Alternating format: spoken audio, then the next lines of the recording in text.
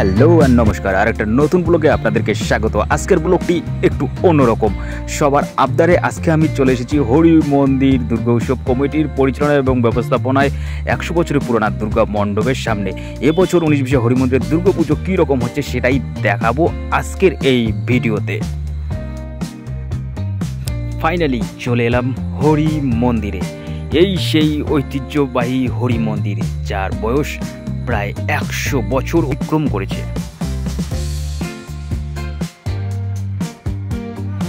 হরি মন্দিরের এই সেই ঐতিহ্যবাহী বটগাছ, যেই বটগাছটা কয়েক বছর আগে ভেঙে পড়েছিল, যার কারণে আজ হরি মন্দিরের মাঠে ছায়ার অভাব রয়েছে। কিন্তু তখনও প্রায় বটগাছটাকে সাক্ষী রেখে এবারও হচ্ছে দুর্গাপুজো হরি মন্দিরেতে।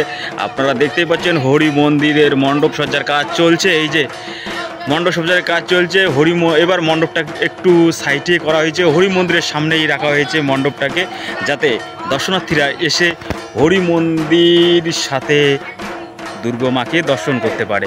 এছাড়াও মণ্ডপের ঠিক উল্টা দিকে রয়েছে স্টেজ, যেখান থেকে সম্প্রসারণ করা হবে নানা রকম প্রোগ্রাম। আর এই স্টেজ থেকেই সম্পূর্ণ অনুষ্ঠানকে পরিচালনা করা হবে। এই যে আপনারা দেখছেন হরি মন্দির ঢোকার গেট থেকে ঠিক উত্তর সাইডে রয়েছে দুর্গা মায়ের মণ্ডপ। প্রত্যেক বছর থাকে এই স্কুলের সামনে, এখানেই থাকে মণ্ডপটা, কিন্তু এবছর মণ্ডপটাকে একটু সরিয়ে নেওয়া হয়েছে। সেই মণ্ডপটাকে নেওয়া হয়েছে এই সাইডে দেখতে পাচ্ছেন এখানে মন্দিরের সামনে। আর এইখানে দেখতে পাচ্ছেন বিকালবেলা তো কচিরা সব খেলা খেলছে। তো ভাইরা, এবছর দুর্গাপুজো হচ্ছে নাকি? হ্যাঁ, হচ্ছে। তো 19 হরি মন্দির দুর্গা উৎসব কমিটির পক্ষ থেকে সবাইকে রইল নিমন্ত্রণ। সবাই আসবেন 19 হরি মন্দির দুর্গা উৎসব কমিটির পুজো প্রাঙ্গণে।